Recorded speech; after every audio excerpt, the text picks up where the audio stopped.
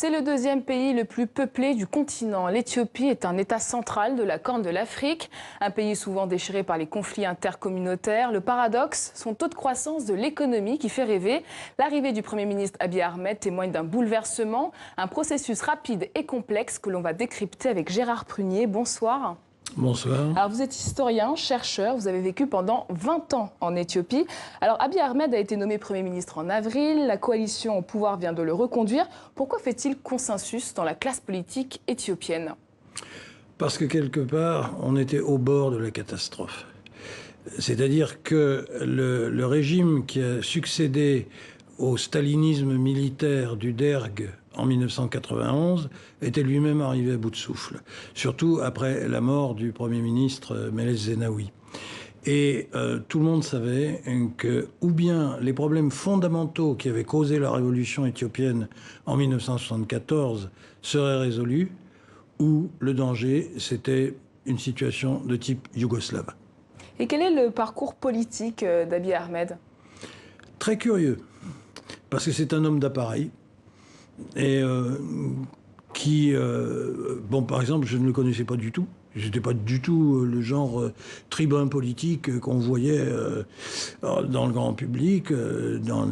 Il était, en plus, dans un poste important de la sécurité électronique, donc des services de sécurité intérieure qui n'avaient pas toujours une réputation de douceur. Mais c'est un oromo, donc de la plus grosse minorité, parce qu'en Éthiopie, il n'y a que des minorités, il n'y a pas de majorité. Mais très nombreuses, 35 millions d'Éthiopiens sont oromos. Ils représentent carrément 35 à 38% de la population. Mais justement, quand on est dans un groupe... Alors, bon, on est en Afrique, les gens parlent de tribus, mais quand il y a 35 millions de gens, c'est plus une tribu. Et c'est toujours, les Oromos ont été les perdants du jeu impérial. On va y revenir. Alors, depuis qu'il est arrivé, il multiplie les réformes majeures. Comment vous jugez son action depuis sa prise de fonction? C'est un homme d'une intelligence politique extraordinaire. Pourquoi? Et parce qu'il a senti...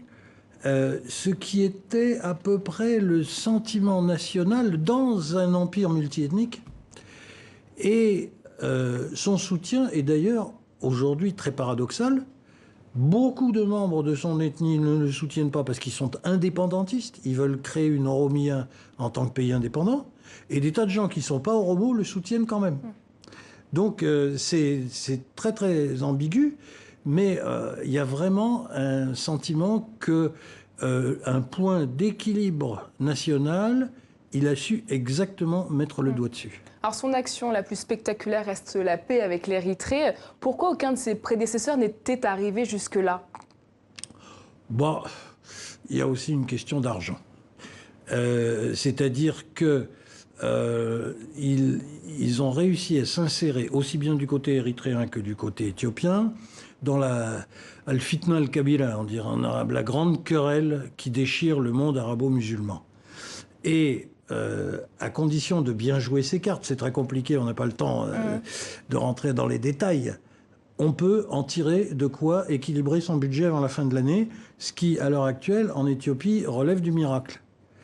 Donc, il y a eu une impulsion qui est venue de l'extérieur en disant « arrêtez vos bêtises et au moins essayez d'être gentils les uns avec les autres ». Et depuis cette réconciliation historique, la frontière a rouvert. Quels sont maintenant les enjeux après cette paix entre les deux frères ennemis? Pas énorme. Parce que bon, l'Érythrée est quand même une simple ancienne province de l'Éthiopie. Il y a, on ne sait pas combien d'habitants, mais certainement moins de 10 millions, c'est-à-dire même pas 10% de la population éthiopienne. On n'est pas du tout avec des pays... bon, c'est les rapports, je sais pas, de l'Allemagne et du Luxembourg. C'est pas le même poids. Mais est-ce que l'objet réel du contentieux est en train d'être réglé? Il n'y a pas de contentieux. Le contentieux, c'est en fait... Conflit territorial. Ce conflit territorial, si vous aviez été dans des endroits genre Zalambessa, c'est des tas de cailloux sans aucun intérêt. C'est pas parce qu'il y a des grandes richesses, il y a des trucs stratégiques, pas du tout. En fait, c'est un prétexte pour la dictature érythréenne de garder un pays à peu près aussi libéral que la Corée du Nord. Et quel est le poids et la signification géopolitique de ce rapprochement? Vous le disiez tout à l'heure. Ça, c'est très important parce que ça s'insère dans le conflit qui déchire le Moyen-Orient. Et au départ, les Éthiopiens avaient été plutôt du côté qatari. Et là, ils ont vu que les choses étaient mieux en passant du côté saoudo-émirati. Ce qui les met évidemment dans le même camp que les Érythréens. Alors, autre action à retenir d'Abiy Ahmed, la libération de milliers de prisonniers politiques ou d'opinion. Est-ce que ça marque la fin du modèle autoritaire qui a couru jusqu'ici? On pourrait le souhaiter. Lui, c'est certainement ce qu'il désire. Ce que la population veut, c'est la même chose. Le problème, ce sont les chocs ethniques qui se produisent maintenant de manière déconcertante et aux quatre coins du pays. Parce que, quand on parle de guerre civile en Europe, on a deux modèles, si on peut dire, négatifs. La Russie de 1917 et l'Espagne de 1936. C'est pas du tout le cas en Éthiopie. Il n'y a pas un camp et l'autre camp. C'est au contraire une constitution qui a été créée par le régime EPRDF qui est arrivé au pouvoir en 1991 et qui donne à toutes les provinces le droit à la sécession. Donc il y a eu une sorte de multiplication des revendications territoriales et même à des niveaux de plus en plus petits. On est arrivé au niveau du village. Et maintenant, le problème, c'est dans un ensemble multiethnique, comment est-ce qu'on gère tout ça?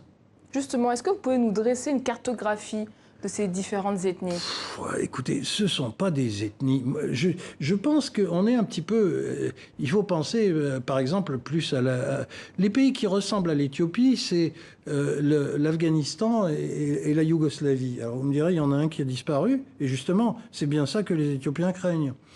De dire, par exemple, si vous regardez, par exemple, les Oromos, qui sont la majorité, enfin la plus grosse minorité, vous regardez la forme, c'est pas du tout un bloc à peu près cohérent. C'est un truc très compliqué qui s'insère.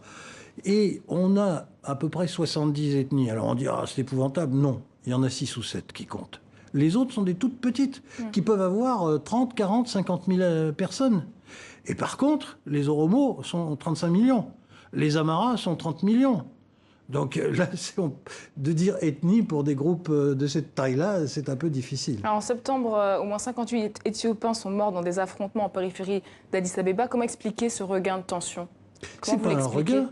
C'est simplement qu'à partir du moment où l'État central n'est plus disposé à faire que tout le monde marche sur le même pas et je ne veux voir qu'une seule tête.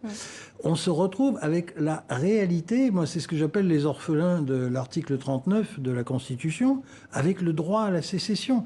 Bien sûr, le droit à la sécession est réglé par des règles très strictes, mais pour la population. Le monsieur simple dans son champ, lui il dit, si je veux, je peux m'en aller. Et ça, c'est très lourd de conséquences. Sur quoi il peut s'appuyer pour régler ces conflits, alors, Abiy Ahmed, le Premier ministre? Justement, à l'heure actuelle, en dehors de revenir à des méthodes que lui-même, d'ailleurs, n'approuve pas, c'est extrêmement difficile. Il y a eu de nouvelles arrestations à la suite des chocs ethniques dont vous parlez.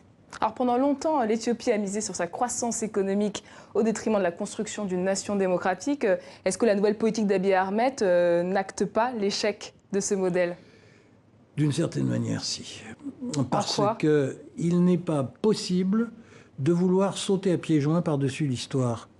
Or, c'est ce qu'a tenté de faire Meles Zenawi en 1991.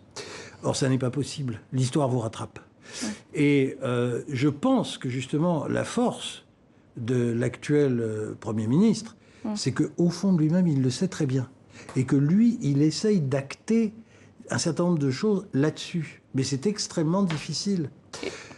Parce qu'il y a tout l'héritage, justement, de ce qui s'est passé entre 1991 et 2012.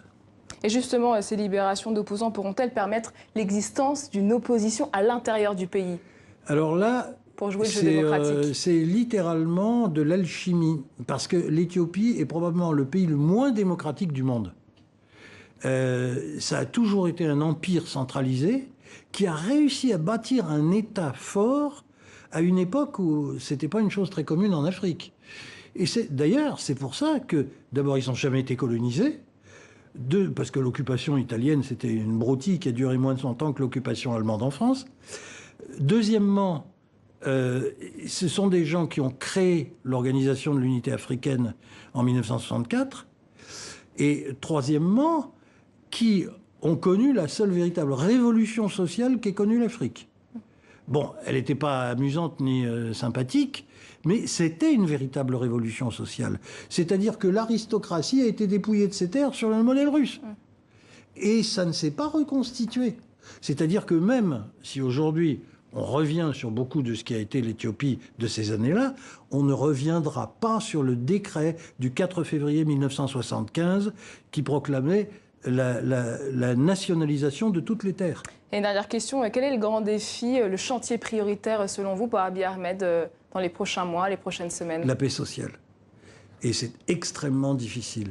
Cet homme est, je mesure mes mots, un génie de la politique, mais même vu le défi auquel il a à faire face, il aura besoin de toutes ses ressources.